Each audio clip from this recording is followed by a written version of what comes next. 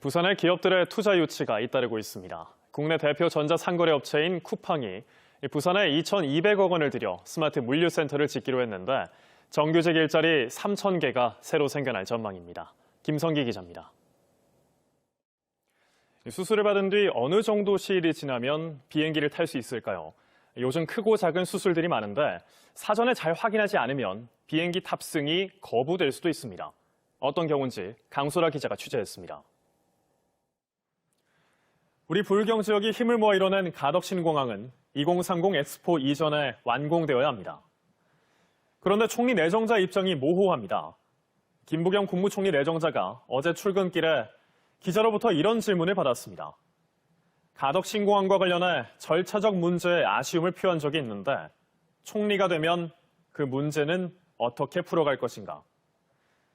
총리 내정자는 이렇게 답했습니다. 시간을 가지고 토론을 해야 그때 정확하게 이야기할 수 있지 않겠어요? 예.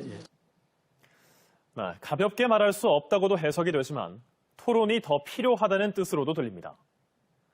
그런데 오랜 기간 토론과 검증을 거쳐 특별법까지 만들어진 마당에 다시 토론이라는 말을 꺼낸 건 분명히 부적절합니다. 대구가 지역구인 김 내정자는 한 번도 가덕신공항에 대해 시원하게 찬성 입장을 밝힌 적이 없기 때문에 더욱 그렇습니다. 같은 날인 어제 문재인 대통령과 박형준 부산시장이 만났습니다. 박 시장은 대통령에게 엑스포와 가덕신공항이 모두 대통령의 프로젝트라며 정부 지원을 요청했죠. 이에 대해 문 대통령은 엑스포를 위해서라도 가덕신공항은 굉장히 중요한 사업이며 국무회의에서도 총력 지원이 의결돼 있다고 강조했습니다. 같은 날 대통령과 총리 내정자의 발언의 온도가 달라도 너무 다릅니다. 국무총리는 국가 전체를 돌보는 자리입니다. 그 말인즉슨 최소한 지역구를 관리하던 국회의원 때와는 보는 시야와 생각하는 폭이 달라야 한다는 뜻입니다.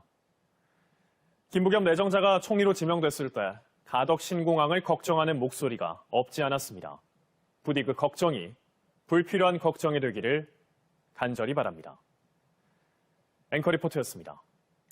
네, 지난 한 주간 지역의 주요 경제계 소식을 들어보겠습니다. 경제 초점 시간, 오늘도 김상진 기자 나와 있습니다. 안녕하십니까? 네. 지난주에 차기 부산상공회의소 이 회장 선출 방식을 놓고 상공계가 좀 시끄러웠습니다. 이 소식부터 정리를 해볼까요? 예, 그렇습니다. 지역 경제가 사실 어느 때보다 어려운 때이지 않습니까? 하루빨리 마무리가 돼서 지역 경제에 도움을 주는 방향으로 좀 힘을 쏟을 수 있기를 기대해 보겠습니다. 네, 이어서는 어떤 소식인가요? 네, 지난주에 정치권 이모저모를 살펴보는 정가표정 시간입니다. 오늘도 김성기 기자 나와 있습니다. 안녕하십니까? 보세요. 네. 김해 신공항안이 사실상 백지화되면서 가덕 신공항이 다시 추진될 가능성이 높아졌습니다. 그러면서 내년 부산시장 보궐선거에 여야 후보군의 유불리가 좀 엇갈리고 있다고요. 네.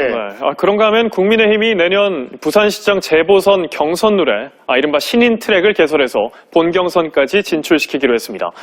실제로 준비하거나 거론되는 신인들이 있습니까? 새로운 바람을 또 불러올 수 있을지 기대를 해보도록 하겠습니다. 네, 여기까지 듣겠습니다. 네, 김성기 기자와 함께했습니다.